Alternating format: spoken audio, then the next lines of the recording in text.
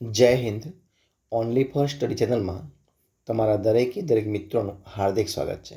તો આજે આપણે જોઈએ કે ટાટ એચએસ અને ટાટ એસની મિત્રો મુખ્ય પરીક્ષા ટૂંક સમયમાં આવી રહી છે અને એના માટે આપણે જે સંસ્કૃત પદ્ધતિશાસ્ત્ર છે તો એ સંસ્કૃત પદ્ધતિશાસ્ત્રના મિત્રો 1000 પ્રશ્નોનો વિડીયો બનાવવાની શરૂઆત કરી છે. તો આજે આપણે ભાગ નંબર 2 છે કે જેમાં તમને પ્રશ્ન નંબર 101થી 200 પ્રશ્નોથી જોવા મળશે. તમે વિડીયો પૂરેપૂરો જોજો. શરૂઆત કરીએ આપણે પ્રશ્ન 101થી. પ્રશ્ન પહેલો છે કે શિક્ષણ પદ્ધતિ એટલે શું? તો શિક્ષણના હેતુઓ સિદ્ધ કરવા માટે શિક્ષક દ્વારા અપનાવવામાં આવતી આયોજનબદ્ધ રીતને શિક્ષણ પદ્ધતિ કહે છે. જોઈએ પ્રશ્ન આગળ. સંસ્કૃત શિક્ષણમાં સૌથી શ્રેષ્ઠ પદ્ધતિ કઈ માનવામાં આવે છે? તો એ જે પ્રત્યક્ષ પદ્ધતિ છે એ સૌથી શ્રેષ્ઠ પદ્ધતિ માનવામાં આવે છે. પ્રત્યક્ષ પદ્ધતિના પ્રણેતા મિત્રો કોણ છે? તો એ છે મેક્સમિલિયન બર્લિટ્સ. કોણ છે? મેક્સિમિલિયન બર્લિટ્સ. પ્રત્યક્ષ પદ્ધતિનો મુખ્ય સિદ્ધાંત શું છે? તો સંસ્કૃત દ્વારા જ સંસ્કૃત ભણાવવી એનો મુખ્ય સિદ્ધાંત છે. પ્રત્યક્ષ પદ્ધતિનો મુખ્ય ગુણ કયો છે? તો વિદ્યાર્થીઓમાં સંસ્કૃતમાં વિચારવાની અને બોલવાની ક્ષમતા વિકસે છે.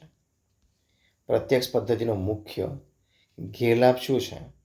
તો શરૂઆતમાં મુશ્કેલ લાગે છે અને વધુ સમયની જરૂર પડે છે. વ્યાકરણ અનુવાદ પદ્ધતિનો મુખ્ય હેતુ શું છે?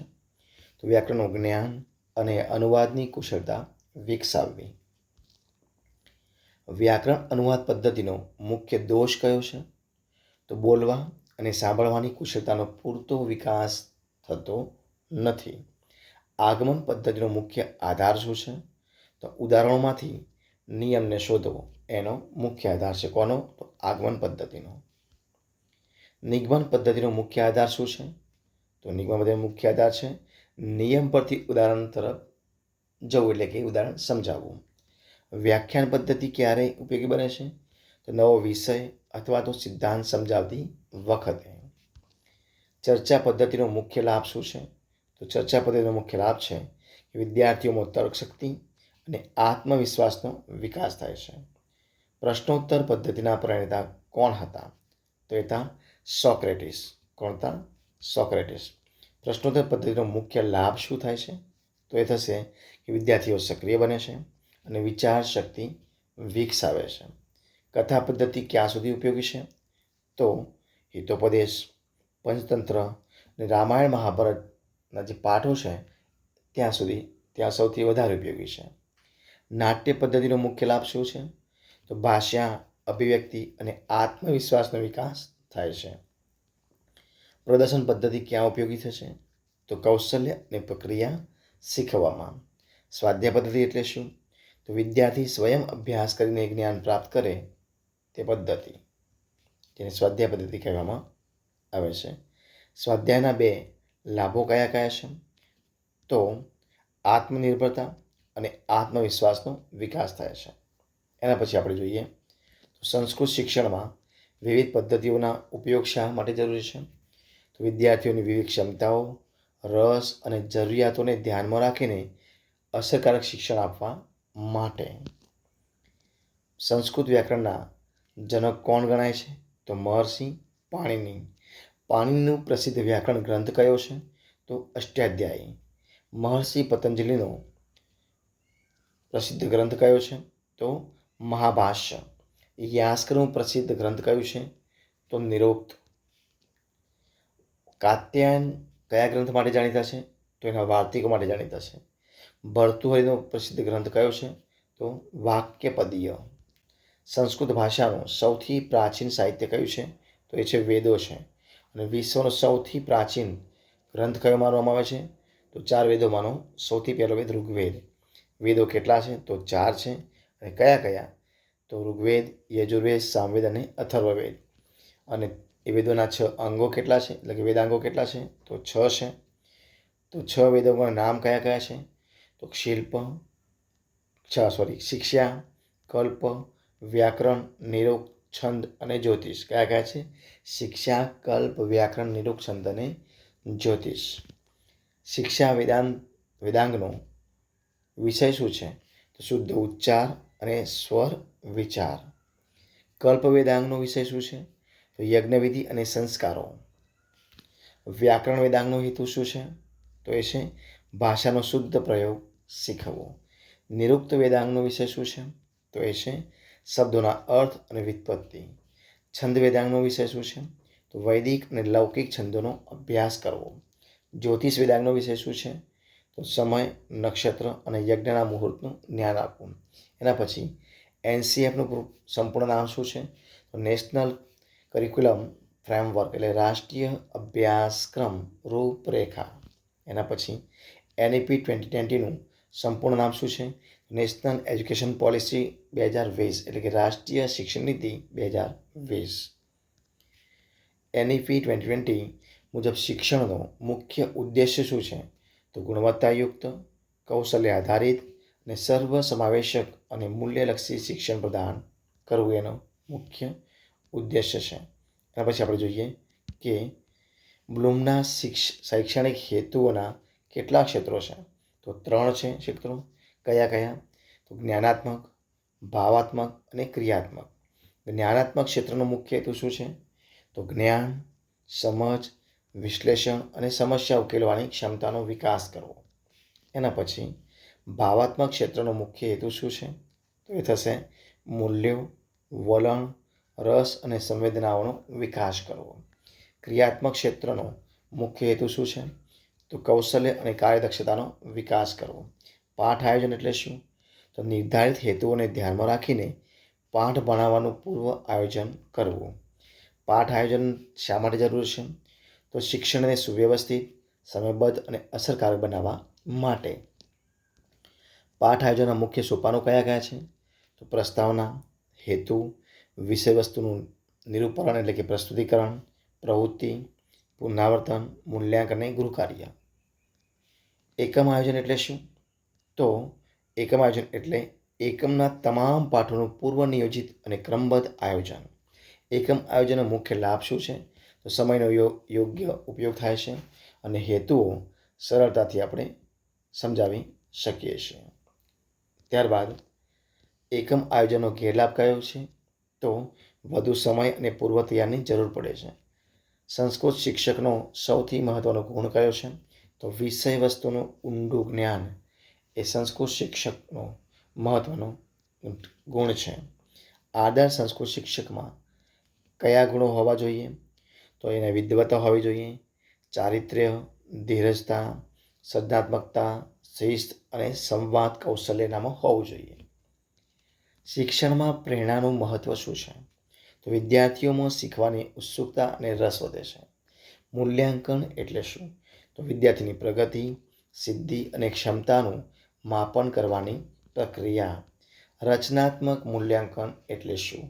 તો શિક્ષણ દરમિયાન સતત થતું મૂલ્યાંકન, જેને રચનાત્મક મૂલ્યાંકન કહી શકાય છે. સમાપન મૂલ્યાંકન એટલે શું? એ કોને કહેવાય? તો અભ્યાસક્રમ પૂર્ણ થયા પછી થતું મૂલ્યાંકન, જેને સમાપન મૂલ્યાંકન કહી શકાય. એના પછી છે નિદાનાત્મક મૂલ્યાંકન શું છે? તો વિદ્યાર્થીઓની મુશ્કેલીઓ શોધવા માટેનું મૂલ્યાંકન છે. ઉપચારાત્મક શિક્ષણ શું છે? તો શૈક્ષણિક મુશ્કેલીઓ દૂર કરવા માટેનું વિશેષ શિક્ષણ છે. એના પછી છે ગૃહકાર્યનો મુખ્ય હેતુ શું છે? તો ગૃહકાર્યનો મુખ્ય હેતુ છે કે સ્વાધ્યાયન, પુનરાવર્તન અને અભ્યાસને મજબૂત બનાવવો. ટાટ HS અને S પરીક્ષામાં સંસ્કૃત પદ્ધતિશાસ્ત્રમાં સૌથી વધુ ધ્યાન કયા વિષયો પર આપવું જોઈએ? તો શિક્ષણ પદ્ધતિઓ પર, પાઠ આયોજન પર, એકમ આયોજન પર, શિક્ષણના હેતુઓ પર, બ્લૂમનું વર્ગીકરણ, મૂલ્યાંકન, શિક્ષણ સહાયક સાધનો, NCF, NEP 2020 અને સંસ્કૃત શિક્ષકના ગુણો, આ બાબતો પર સૌથી વધારે ભાર આપવો જોઈએ. શિક્ષણના મુખ્ય તત્વો કયા કયા છે? શિક્ષક, વિદ્યાર્થી, અભ્યાસક્રમ, શિક્ષણ પદ્ધતિ અને મૂલ્યાંકન. શિક્ષણના હેતુઓ કેટલા પ્રકારના હોય છે? તો 2 પ્રકારના હોય છે, સામાન્ય અને વિશિષ્ટ હેતુઓ. સંસ્કૃત શિક્ષણનો સામાન્ય હેતુ કયો છે? તો વિદ્યાર્થીઓનો સર્વાંગી વિકાસ સાથે ભારતીય સંસ્કૃતિનું જ્ઞાન આપવું. સંસ્કૃત શિક્ષણનો વિશિષ્ટ હેતુ કયો છે? તો સંસ્કૃત ભાષાના 4 ભાષા કૌશલ્યનો વિકાસ કરવો. ભાષાના 4 કૌશલ્યો કયા કયા છે? શ્રવણ, વક્તૃત્વ, વાંચન અને લેખન. એટલે કે શ્રવણ, બોલવું, વાંચવું અને લખવું. શ્રવણ કૌશલ્યનું મહત્વ શું છે? શુદ્ધ ઉચ્ચાર અને યોગ્ય અર્થગ્રહણમાં મદદરૂપ થાય છે. વક્તૃત્વ કૌશલ્યનું મહત્વ શું છે? તો સંસ્કૃતમાં આત્મવિશ્વાસપૂર્વક બોલવાની ક્ષમતા વિકસાવે છે. વાંચન કૌશલ્યનું મહત્વ શું છે? તો અર્થગ્રહણ, શબ્દભંડોળ અને ભાષાની સમજ વધારે છે. લેખન કૌશલ્યનું મહત્વ શું છે? તો ભાષાનો શુદ્ધ અને સર્જનાત્મક ઉપયોગ શીખવે છે. સંસ્કૃત શિક્ષણમાં ભાષા પ્રયોગનું મહત્વ શું છે? તો ભાષાને વ્યવહારિક અને જીવંત બનાવે છે. સંસ્કૃત શિક્ષણમાં સંવાદ પદ્ધતિનો લાભ શું છે? તો વિદ્યાર્થીઓ સરળતાથી સંસ્કૃત બોલતા શીખે છે. સંસ્કૃત શિક્ષણમાં શ્લોકનનું મહત્વ શું છે? તો સ્મરણ શક્તિ, ઉચ્ચાર અને સંસ્કારોનો વિકાસ કરે છે. શિક્ષણમાં બ્લેકબોર્ડનો યોગ્ય ઉપયોગ કેવી રીતે કરી શકાય? તો સ્વચ્છ, સુવાચ્ય અને ક્રમબદ્ધ રીતે લખી શકાય. શિક્ષણમાં પ્રશ્ન પૂછવાનું મહત્વનું શું છે? તો વિદ્યાર્થીઓમાં જિજ્ઞાસા અને વિચારશક્તિ વિકસે છે. પ્રેરણાના મુખ્ય પ્રકારો કયા કયા છે? તો આંતરિક અને બાહ્ય એ પ્રેરણાના પ્રકારો છે. આંતરિક પ્રેરણા શું છે? તો પોતાની ઈચ્છા અને રસથી શીખવાની તે પ્રેરણા છે, આંતરિક પ્રેરણા છે. એના પછી બાહ્ય પ્રેરણા શું છે? તો ઇનામ, પ્રશંસા અથવા તો દંડથી મળતી પ્રેરણા એ બાહ્ય પ્રેરણા છે. આદર્શ વર્ગખંડનું મુખ્ય લક્ષણ શું છે? તો શિસ્તબદ્ધ, સ્વચ્છ, વિદ્યાર્થી કેન્દ્રિત અને આનંદમય વાતાવરણ એ આદર્શ વર્ગખંડનું મુખ્ય લક્ષણ છે. એના પછી જોઈએ આપણે શિક્ષણમાં પ્રતિપોષણનું મહત્વ શું છે?